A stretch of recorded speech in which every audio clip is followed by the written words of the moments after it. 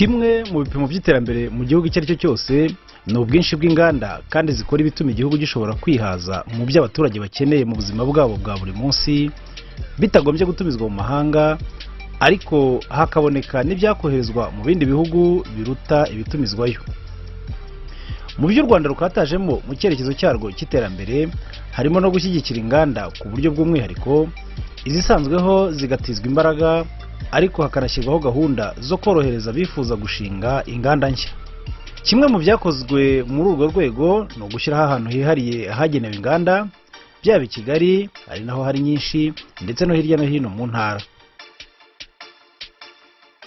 Igikorwa cyo gutangiza gahunda yo kubaka inganda ahantu hihariye zagenewe cyatangijwe na Minisitiri w'Ubucuruzi n'Inganda i Masoro mu karere ka Gasabo muri Werurwe 2012.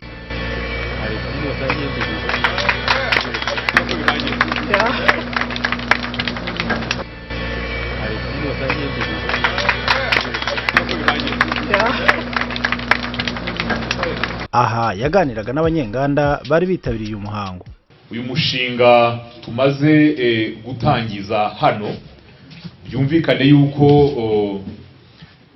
utangije muri rusange iyo gahunda yose izatwara imyaka 3 yo kwimura ibikorwa byari hariya mu gishanga cya Gikondo bishakirwa handi bijya. Twabikoreye ahangaha muri Special Economic Zone kubera yuko niho hambere Minisiteri y'Ubucuruzi n'Inganda yabonye ibibanza, kandi tunashakisha uburyo twatangira faze ya mbere y'icyo gikorwa cyane cyane cyo kwimura inganda tuzubakira amazu ahangaha. Icyiciro cya mbere cy'ayo mazu turi kubaka ahangaha, turi kubakira inganda 9. Isoko rya mbere ryatsindiwe n'iyi sosiyete y'Abashinwa BCG izwi mu buzobere mu bijyanye n'imirimo kubaka, kuko hari imirimo myinshi y'ubwubatsi ikora hano mu Rwanda. Niyo mu masosiyete menshi yapiganiwe iri soko yagaragaje ubuhanga bwo kudukorera ibintu byiza twifuza kandi ku giciro kiringaniye. Yanabasobanuriye uruhare rwa leta n'urw'abanyenganda muri icyo gikorwa. Byabaye ngombwa yuko leta yiyemeza mu bushobozi bwayo busanzwe bushingiye ku ngengo y'imari gushakisha uburyo yazagabana n'abacuruzi n'abandi banyenganda bari hari ya Gikondo, bazagabana mu by'ukuri ikiguzi cyo kwimura biriya bikorwa bishakirwa aho bijya. Minisiteri y'Ubucuruzi n'Inganda yafashe ibibanza, yiyemeza gusaba leta amafaranga yo kugira ngo inganda zari Gikondo tuzazubakire amazu hano, amazu meza asobanutse ajyanye n'igihe tugezemo. Kugira ngo mwabibonye kuri iyi foto, amafoto ari hano, amazu azubakwa yubakirwa izo nganda mu by'ukuri ntabwo ari ibintu dusanzwe tubona hirya no hino mu Rwanda aho twubakaga inganda. Ni amazu yubatse mu byuma akomeye, ariko cyane cyane ubona aberanye koko n'ibikorwa by'inganda mu gihe kigezweho. Iki gikorwa cyiza abanyenganda bamwe barakishimiye, abandi bagaragaza impungenge. Iki gikorwa tucyakiriye neza kuko tumaze hafi imyaka irenga 5 tugitegereje, ku buryo inganda dufite ari n'inyubako dufite ntacyo twazikoragaho ari mu byo gusana cyangwa se kuba twakubaka ibindi bishya. Tukaba tubona ari igikorwa cyiza kuko kituvanye mu gihirahiro twari turimo, noneho tukaba tugiye gufata gahunda ifatika muri iyi myaka 3. Tukaba tuzi ko buri muntu ufite gahunda ye mu myaka 3 ashobora kwigeraho nta kibazo, kandi ahantu ni ahantu heza hatandukanye cyane n'Igikondo aho twari turi. Imiterere y'Igikondo ntiyatumaga ibikorwa byacu bigenda neza. Ikibazo cya mbere ni ikibazo cy'ahantu bigeze kudupropoza batwerekaga ko bazaduha kuri shema y'ikibanza kugeza bakingana, bavugaga ko bashobora kuduha 1200 metre kare. Murushe nimuza kureba 1200 metre kare 1200 n'aharima mw'imashini imwe ararenze metre kare 1200. Aho nyine muri bureba hangaha tugize production ya 20 minutes. Ubundi normal tugira production ya 40 60 minutes. 60 minutes hano hose muri igipangu abahuzuye. Nukuvuga ngo hari amamashini honyene ni metre kare nk'ibihumbi 3. Noneho ahashobora kujya matière ntuza produit final aho tukira production ni nka metre kare 2000. Noneho ubwo ntiturashiramwo aho bazumishirizwa. Donc twebe duke nibura usiye ko aho dufite ni nka metre kare 10,000 ariko cyo dushaka turashaka aho dukeneye ubu ngubu ni nka metre kare 7,000. Ntabwo byoroshye kwimura uruganda nk'uru rufite amamashini manini, cyane cyane kuzimura bisaba abatekinisiye bo hanze. Twabisobanuriye MINICOM, tubona aho duteganyije kwimura ko tuzimurwa ari hato ugereranyije n'aha turi ubu ngubu. Tukaba twibaza rero tuzabigenza kuko hari nk'urugero hari nka za stock za matières premières zacu ziva dushyira ahantu hatandukanye no mu ruganda, aho baduhaye tubona ari hatoya. Tukaba twasaba twarananditse tubibabwira yuko badufasha bakaduha ahantu hanini. Gusa nyine iyo witegereje aho inyinshi mu nganda zari Gikondo zakoreraga usanga koko hatari hajyanye n'iterambere u Rwanda ruganamo ari mu rwego rw'ibikorwa remezo nk'imihanda.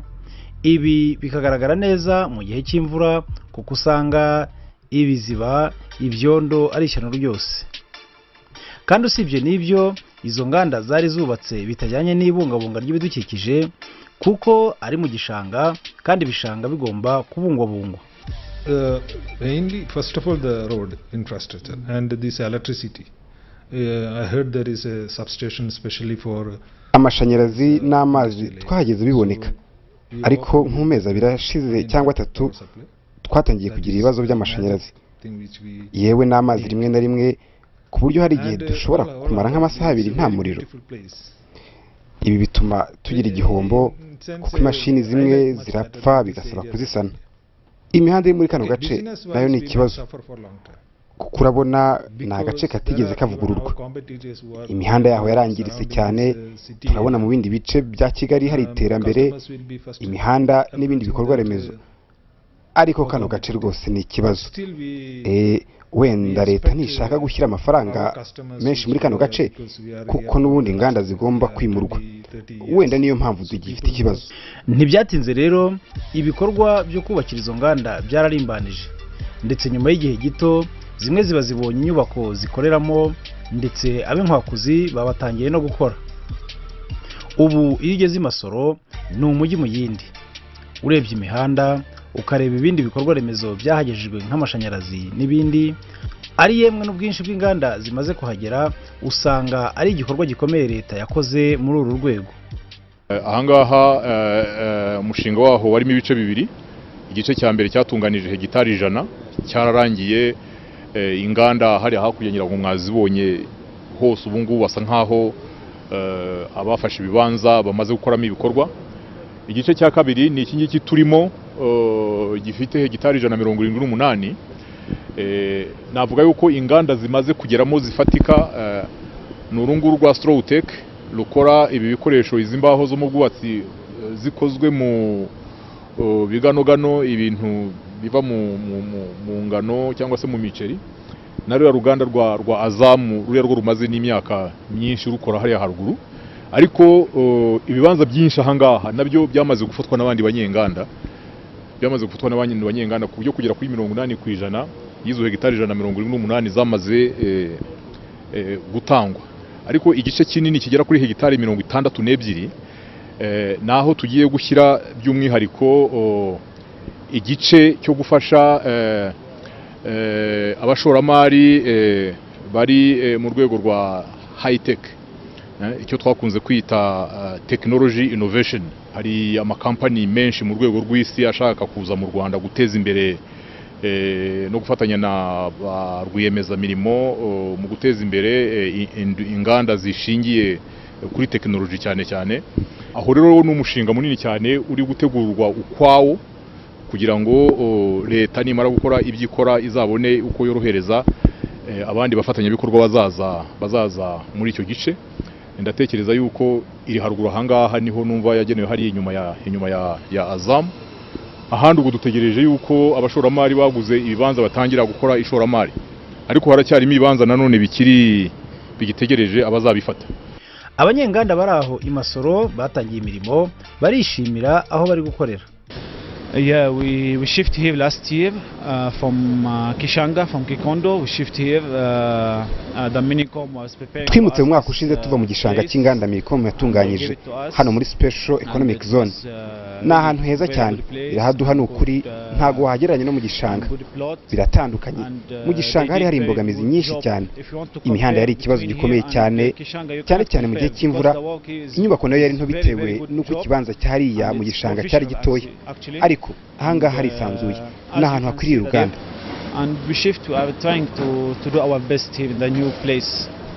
Umuyobozi w'uruganda Torirwa rukora amabati, imisumari na ferabeto rwo rukaba rutarimuka mu gishanga cya Gikondo, aragira ati: Of course we appreciate, and you see the government is factory is being built in turabyishimira kandi urabona ko leta yatwubakiye iriya zone. Narahasuye icyumweru gishize, ariko narishimye cyane. Ni ahantu hubakanye ubunyamwuga ku buryo ubona ko leta yakoze ibishoboka byose pe. Ni byiza cyane. Icyambere ibikorwa remezo nk'imihanda ndetse n'umuriro, numvise ko hari uburyo bw'amashanyarazi bwihariye. Twizeye ko tuzabona ibyongera bikanabika umuriro bihagije. Ni ahantu heza cyane rwose, narahakunze ugereranyije na hano. Wenda bishobora kutugora kuko abakeba bacu tuzaba twegeranye, ariko twe tumaze imyaka irenga 20 turi hano. Abakiriya bacu bazi ukuntu ibyo dukora bibanogera. Twizeye ko abakunda ibyacu bazahadusanga nubwo baba bava kure, ariko turizera ko nta kibazo tuzagira. Turashaka no gushyiraho amadepo hirya no hino kugira ngo dushobore kwegereza abakiriya bacu ibyo dukora. Byatubereye byiza ku buryo hari n'imigambi mishya twagiye twunguka, ariko ntituyishyire mu bikorwa kuko nko mu myaka 6-7 ishize tutari twemerewe kugira ikindi twakorera hano nko kongera ubunini bw'uruganda cyangwa ikindi. Urabibona ko nk'ubu mu ruganda rwacu nta bw'inyagamburiro buhari, ariko tugiye kwimukira ahantu hagari kandi heza. Tuzazana imashini nini kandi zifite ubushobozi bwisumbuyeho. Nubwo u Rwanda ari igihugu gito, ariko ni ahantu heza ho gukorera ubucuruzi, ni ahantu heza ho gushorera imari ugereranyije n'ibihugu duturanye cyangwa ibindi byose byo muri Afurika. Hano hari umutekano, ni ahantu heza, hari n'umutekano ku ishoramari ku buryo washaka gukora amagendo rwose. Aha sinahamurangira, hano rwose ntibihaba. Yego hari abantu bashobora kuba babikora, ariko nta mahirwe babibonamo hano. Kandi erega bashobora gukora ubucuruzi bwiza, bakubahiriza imisoro. Hari n'ibigo bya leta bituba hafi nka RDB cyangwa se Rwanda Revenue. Mbona hano hari abantu benshi bo kudutega amatwi. Heza cyane ku buryo niyo umunyamahanga aje kudusura avuga ati sinumva ukuntu u Rwanda rwatekereje gushyira izi nganda ahangaha. Iyo uhageze usanga ari ahantu h'icyitegererezo koko hashimishije, mbese nta uwahagera wese yakumva yahakorera. Ku buryo abantu batangiye kuvuga bati ahantu haje igihe cy'iyo umuntu ahageze aravuga ati ahantu kuki ntahamenye. Ugasanga mbese buri wese yishimiye kuba yakorera hano, mbese ubona ko ari ibintu byiza bitandukanye n'abaturage, ari igice cy'inganda koko cyiza. Uretse kandi abo leta yafashije kwimura inganda zabo zari Gikondo, n'abandi bifuza gushinga inganda ntibahejwe aho ngaho i Masoro.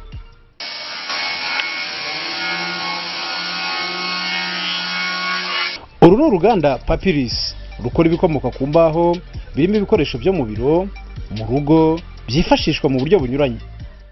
My name is Ismail. My factory has been established here in Rwanda in 2004. nitwa Ismail.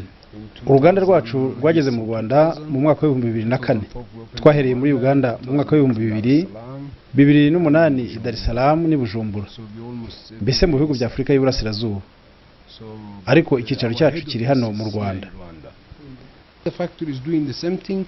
We deal in furniture, manufacturing furniture, high quality furniture locally in the market. Dukora ibikoresho byiza bikunzwe ku isoko. We have a factory. We import our raw material from Turkey.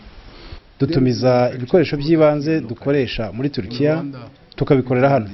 Dufite abatekinisiye b'Abaturk hano, ariko hari n'Abanyarwanda twahuguye. Who trains our Rwandese, and we have some well-trained Rwandese also whom they are doing the manufacturing work. House furniture, hotels, bank, all kind of furniture. Tugakora ibikoresho byo mu mazu, mu mahoteli, ubwoko bwose. Right now I can tell you in 2000 dufite ubushobozi bwo gukora igikoresho icyo ari cyo cyose mu rubaho. Anything we need in furniture in Rwanda here, Kigali. Hari kandi uruganda Hipo narwo rumaze igihe gito rwuzuye rugakora amabati y'ubwoko bunyuranye.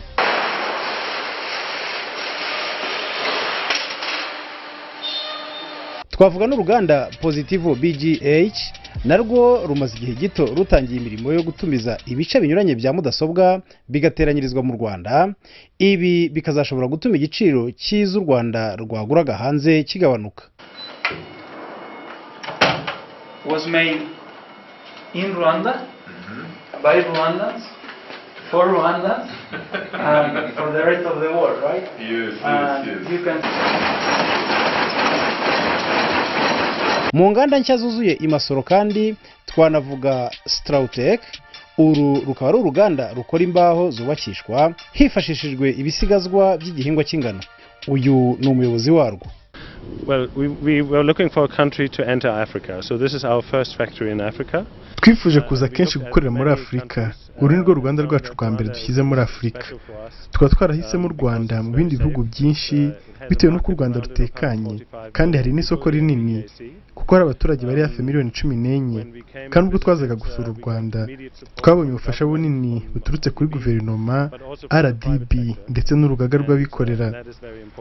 Kandi ibi nibyo by'ingenzi kuko byatweretse ko twakorana neza kandi turi hano kubw'igihe kirekire, kandi twizeye ko tuzakorana neza n'urugaga rw'abikorera hamwe na guverinoma y'u Rwanda. We've done our first projects here. We also now have a small construction company that's specialized on Strautech. Ubu twatangiye umushinga wa mbere binyuze muri kompanyi y'ubwubatsi ishingiye kuri Strautech. Dufitanye kontaro n'inganda nini zitandukanye hano mu gihugu zo kubakira amazu y'ububiko, ibiro ndetse n'inzu zisanzwe, kandi natwe ubwacu dufite gahunda yo kubaka inzu zigera ku 150 dukoresheje ibikoresho byacu mu myaka 2 iri imbere.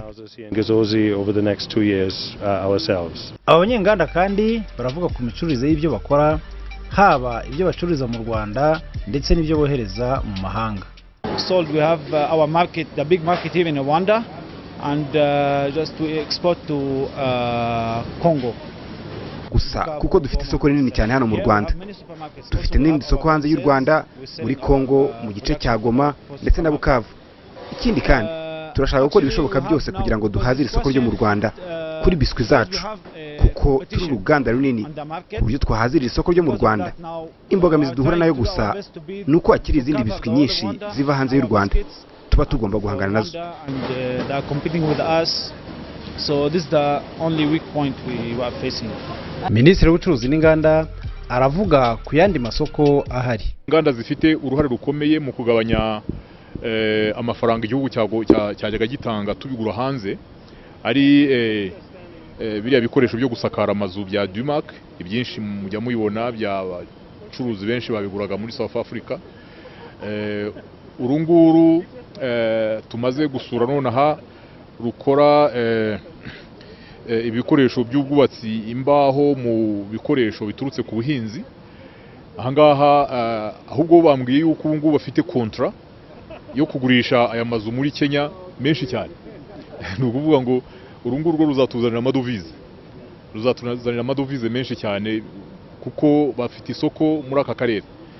Bariya bakora za mudasobwa ko birumvikana mudasobwa zose twakoreshaga mu Rwanda zajyaga ziva hanze ntabwo navuga yuko bazamaramo burundu amafaranga twatangaga kuri ibyo bikoresho kuko n'ubundi bagenda bagura ibikoresho by'ibanze hirya no hino bakaza bakabihuriza hamwe bagakuramo computer. Ni ukuvuga ngo u Rwanda rutangiye kwinjira mu byo twita global value chain, tugira ibyo dukora bikenewe ariko atari byose tuvuga ngo byose bikorerwa mu Rwanda guhera igikoresho gitangira gukorwa kugeza ku gikoresho cya nyuma. Gahunda yo gushyiraho ahantu hihariye hagenewe inganda ntabwo iteganyijwe i Kigali gusa, no hirya no hino mu ntara hari ahagiye hateganywa hagomba kujya ibikorwa by'inganda.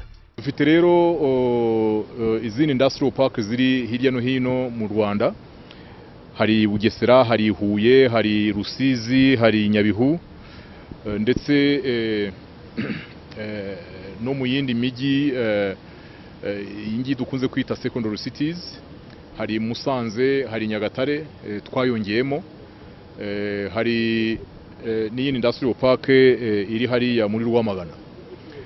Icyo twavuga kuri uyu munsi nuko Minisiteri y'Ubucuruzi n'Inganda yamaze gutanga ingurane ku bari bafite ubutaka n'ibikorwa aho za industrial park ziri. Twamaze gukora inyigo ndetse twamaze no kwerekana aho inganda zigomba kujya, aho ibikorwa by'ubucuruzi muri zo industrial park bigomba kujya, aho ibikorwa remezo byo gutunganya imyanda ituruka mu nganda bigomba kujya. Ubu ngubu ikibazo mu by'ukuri navuga gisigaye ari cyo usanga kivunanye cyane, ni ugutunganya ibikorwa remezo muri izo park, imihanda, amazi, umuriro, kugira ngo umuntu washaka ikibanza ashaka gushyiraho uruganda aze tumwereka aho ajya ahita atangira gukora. Nubwo ariko bashima byinshi, abanyenganda bari Masoro barasobanura ko hari n'imbogamizi bagihura nazo. Have challenges here. The main important thing it's the water. Imbogamizi zo ntabwo zabura, ariko ikibazo gikomeye cyane duhura nacyo ni amazi. Umuriro nawo ni ikibazo kuko ubu hari ukongera ukabura, internet nayo ni ikibazo, ariko ikibazo gikomeye duhura nacyo muri iyi minsi ni amazi. Twavuganye na MINICOM ndetse na RDB, batwijeje ko mu mpera z'uyu mwaka bazabikemura kandi turabizeye bazabikora. End of this year it will be solved and everything will be okay, and we hope that they will do, and we know and we trust them that they can do it and they can solve our problem and our challenges. Kuri izi mbogamizi hiyongeraho ko abakozi benshi bakorera muri izo nganda batabona uburyo bwa transport buborohereza kugera ku kazi, nta vuriro riri hafi ryafasha ufashwe n'uburwayi cyangwa se ugiriye impanuka runaka mu kazi, dore ko mu nganda zikunze no kubaho aho gufatira amafunguro n'ibindi. Minisitiri w'Ubucuruzi n'Inganda aragira icyo abivugaho. Urebye ubutaka bukikije izi park hari ahagenewe bene ibyo bikorwa. Hakurya ahangaha hari ahantu tutigeze duteganya kuzashyira inganda, hagenewe kuzashyirwa ibikorwa, kubaka amazu yo gucumbikira abakozi bakora muri izi nganda, amazu y'ubucuruzi, abantu bazikoramo batuye hafi bazajya babona ibyo bakeneye bose. Ndetse hari n'umushoramari twari twaraganiriye uburyo yahatunganya kugira ngo ahashyire ibyo bikorwa remezo by'ibanze kugira ngo habe haba centre y'ubucuruzi hakurya ahangaha. Umushinga uriho ngo aracyaganira na RDB kugira ngo tuzare uburyo umushinga yawushyira mu bikorwa.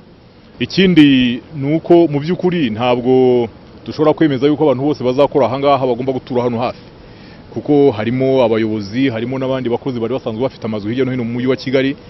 Igikenewe ubwo ngubwo gusa ni ukureba mu rwego rwo gushyiraho serivisi za transport, uburyo hajyaho amabisi akora transport azana abakozi hano muri Kigali Special Economic Zone mu gitondo na nimugoroba akabacyura, ariko hakaba hari n'ibyo ngibyo bikorwa remezo bya hafi ku buryo saa sita washaka anafatira ifunguro yaribona na hafi ku buryo bworoshye.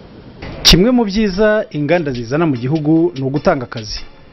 Izi nganda zikorwamo n'abantu benshi banyuranye, bakabonamo ubushobozi bwo gutunga imiryango yabo ndetse no kwiteza imbere mu bundi buryo muri rusange. Ku baturarwanda nkatwe nk'urubyiruko siri tubona akazi, ukarangiza kwiga ukaba waza ukadepozamo bakaba baguha akazi nawe ukabasha kugira imibereho, kubera ko urubyiruko rurangiza mu bintu siri noneho wenda by'amatekinike babasha kubona akazi kubera iki izo nganda niba zije harakeneramo maintenance, barakora reparation de machine, harakeneramo abaelectriciens.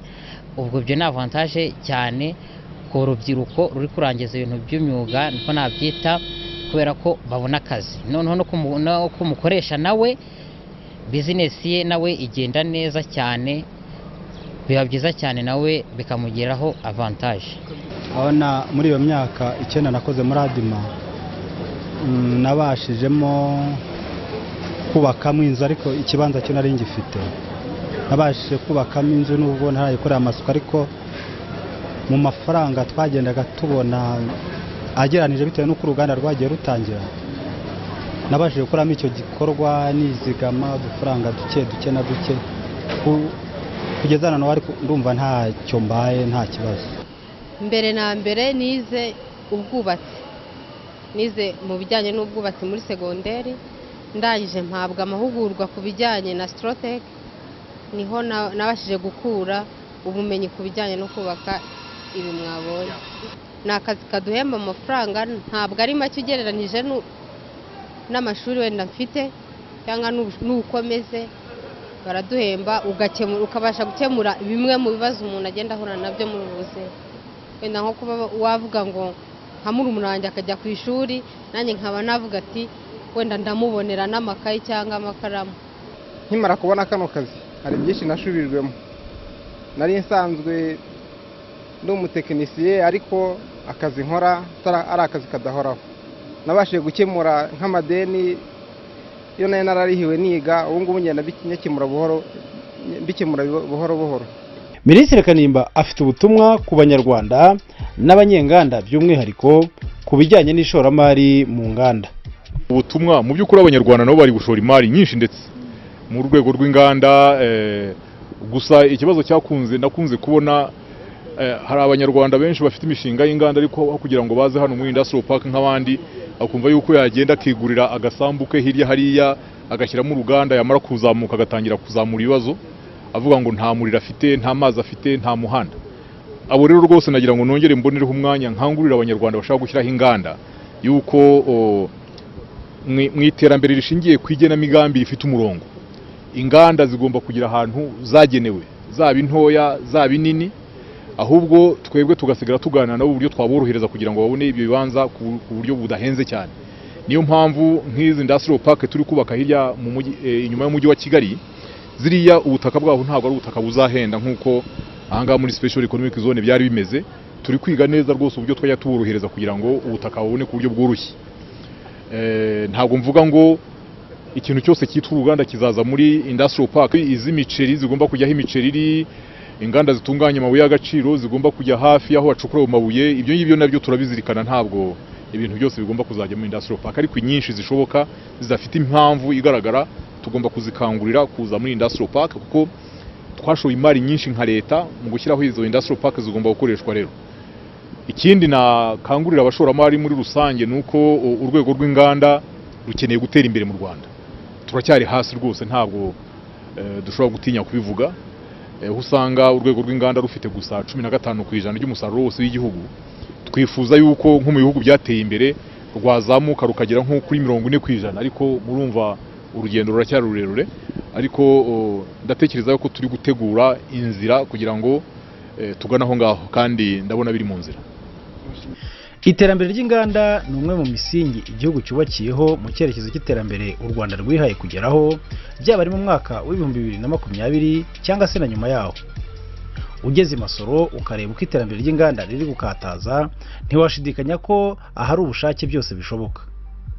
Minisiteri y'Ubucuruzi n'Inganda nayo ntihwema gushakira inzira inoze abacuruzi n'abanyenganda kugira ngo ibikorwa byabo birusheho gutera imbere, hagendewe kugabanya cya cyuho kigaragara hagati y'ibitumizwa n'ibyoherezwa mu mahanga.